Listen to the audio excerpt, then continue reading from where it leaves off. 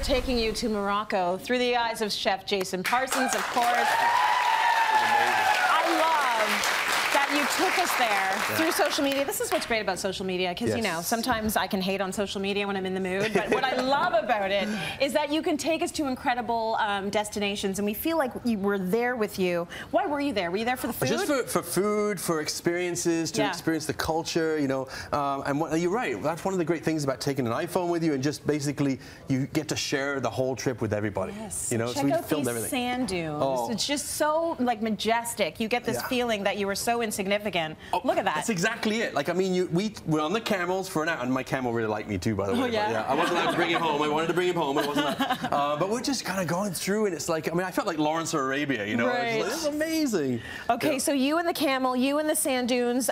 We have here another friend of yours around your neck. Nightmare.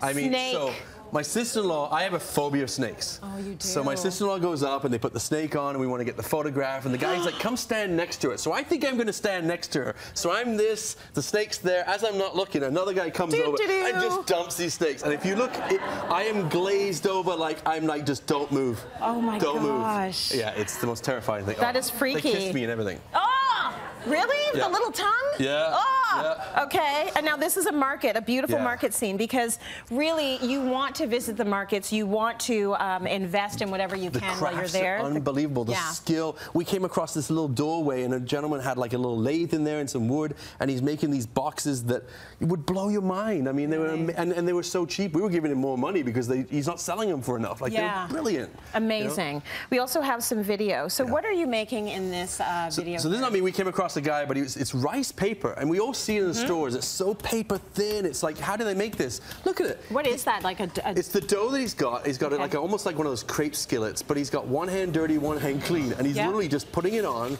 and then it just kind of cooks. And look, just peels it right off. That's amazing. It's so thin. It's so thin, but he's just like, you know, like really, really handling it. I'll tell you, he's obviously done that a few times, because I know. I mean, you're putting your hand on a burner, like, I mean, you know, it's crazy.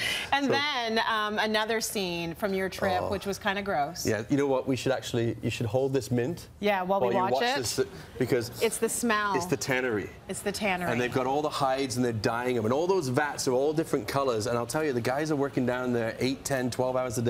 They rub baby oil or oil over them so they get in there, so the dye doesn't get on the skin, and it smells. They gave you mint, and you're walking in there, and I mean, I was chewing on the mint by the end of it because it's so strong. Your eyes are watering, right? See, that's kind of what we're not thinking of, though, when we're wearing our leather goods and our products. It's like it went somewhere and it did get tanned and dyed and all of that. We're walking through the little streets of the Medina, and like there's no motorized vehicles, so there's like donkeys with like 12, pelts on the back coming through, and you all have to get out of the way. Like, it's just unbelievable. Well, it's an experience, and I'm happy you jumped in there and got to see it all, and of course brought back with you some recipes.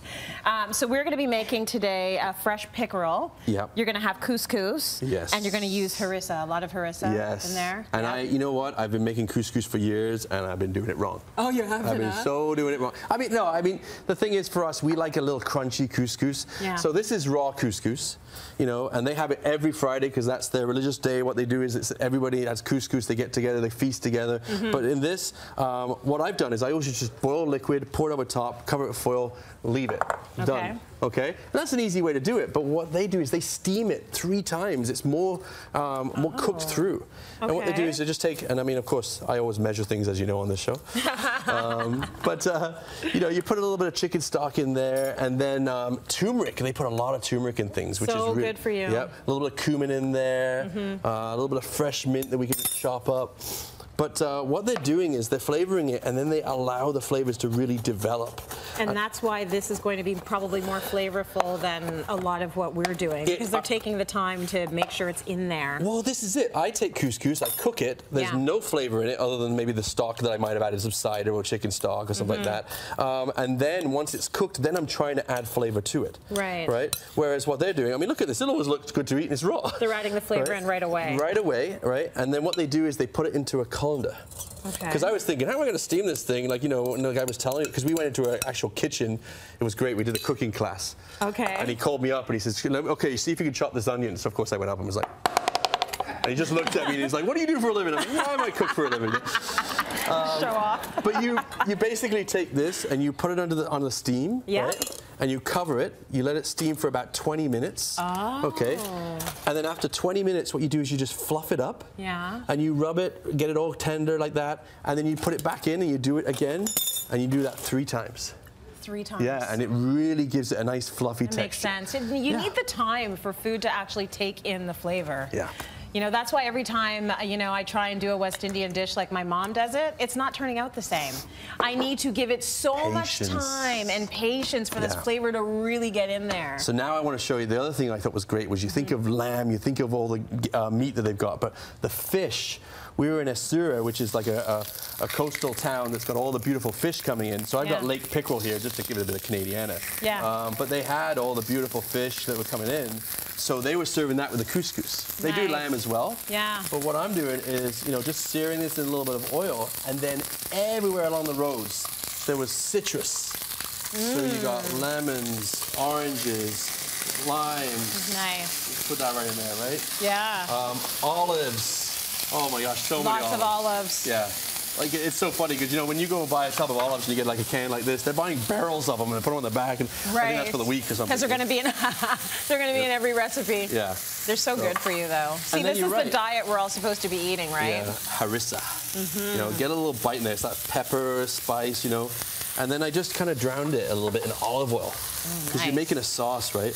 But it's just so simple, so healthy, you know.